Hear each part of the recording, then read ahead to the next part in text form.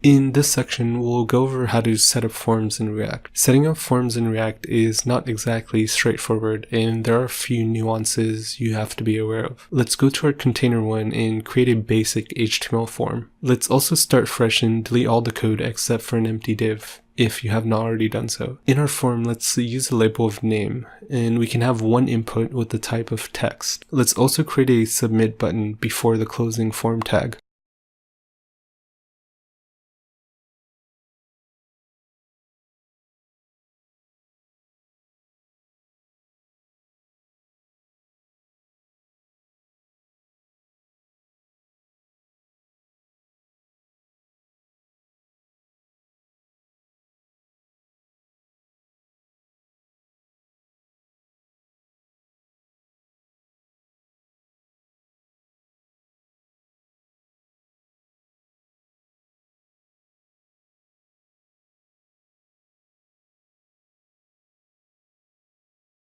We can add a little bit more code to make our form more complex. In a regular HTML form, the input text area usually takes a onChange event, and this is similar to the onClick event for a button, and it's an event we use with JSX. The onChange event does exactly what its name describes and calls a function every time a new keystroke is entered into the text box. To actually submit the form, we can specify the submit to an attribute of type in our button. As an attribute of form, pass in the attribute of onSubmit and set it to an empty curly brackets. So in our class, we need to define two functions. One to handle the onChange attribute in the input text area, and one function to handle the entire form submit. React convention is to name these functions handle change and handle submit, but of course you can name them whatever you feel appropriate. I'll first show you the modern way to set up the form, and then I'll also show you an alternate syntax that you may see in legacy code or older tutorials. Both ways work and are valid. We can leave handle submit empty for now and start with handle change. Let's look at our render method and pass in the function handle change. In our attributes, the syntax is a little different than we're used to. We don't actually call these functions, we instead pass a reference to them. This allows us access to the synthetic event, which we will discuss next. Let's also comment out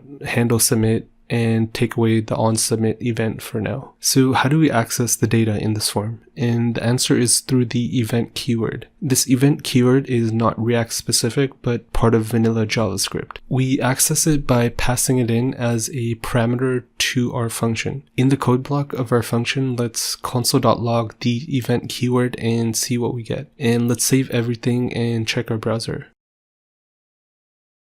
So begin by typing in the text area. You'll immediately see something called the synthetic event being console.logged. If you expand it, you'll see it's a pretty big object, and we don't need all this data. So to get only the value of the input, the standard way to do it is event.target.value.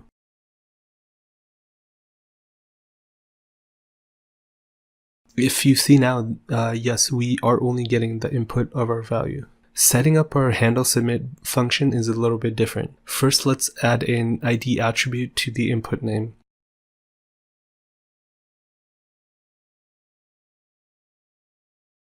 Let's now go to our handle submit function and add event.preventDefault. This is also a given JavaScript function and basically prevents the browser from reloading every time we submit a form. Since we're using a single page app, reloading the browser does not help us and actually resets the state. Accessing the input value is also a little bit different. Instead of event.target.value, we use event.target.name.value. And again, name is just the ID attribute supplied to the input element.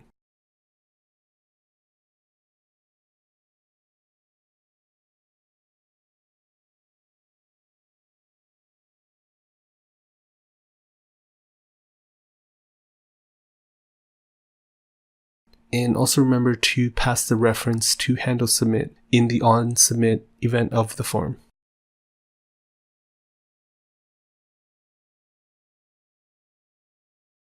If we save our code and go back to our browser, we can test this out. only enter one letter in the text area for now and hit submit. And yes, it is working as expected. Our value is being printed to our console and our browser is not reloading. We can access both the input values and our form is working as we expected. Unfortunately, we're not done yet. See, our form now has its own temporary data. And as we know, temporary data is state. We are not using the setState function anywhere in our form or functions. This means that we have two different states in our component. In React, this is bad practice. In React, we must have only one source of truth, so our form has to basically work through the React state. And this concept is known as a controlled component. Setting it up is not that complex. Let's initialize some state. We can forget about the constructor for now and just use the state as a standalone property. So in React convention, we first create a property of state called value and then set it to an empty string. Next, let's think about how we would implement this. We are really only going to change the state when the user enters the text. So we really only need to use setState in the handleChange method. We can access the input value the same way, so we can just set the state property of value to event.target.value in our setState method.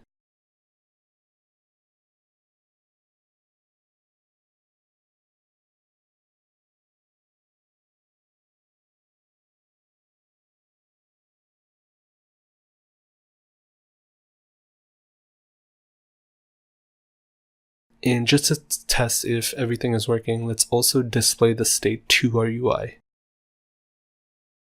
Let's save our code and test the browser. And yes, it does seem to be working. In our handleSubmit method, we only need the final value of the input when the user submitted the form. We can do this simply by accessing the state property since it will be the same as what the user intended to submit. So we can just change our console.log to this.state.value. Let's save everything and test our app.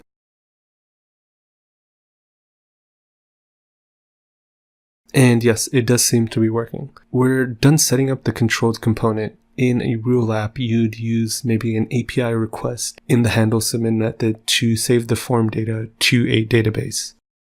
I'll also now show you an alternate syntax for creating forms in React. You might see this in legacy code. This approach isn't used very much since it's much more simpler just to use an arrow function, but you might still see this somewhere. So let's first start by changing our arrow functions to regular functions.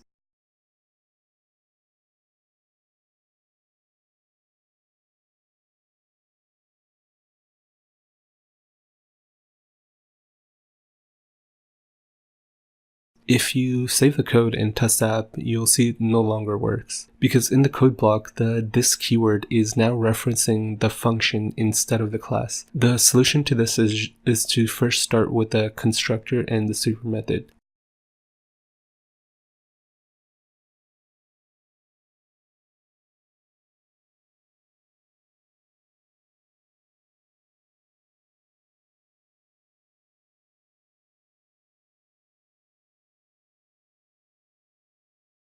The syntax to make this code work is this.handleSubmit equals this.handleSubmit.bind and then pass in this in the parentheses. And this is also the same thing for the handleChange function. This basically correctly assigns the this keyword back to referencing the class instead of the function. We didn't need to do this before in our original code since the arrow function solves this problem for us automatically. Let's save our code and see if it works.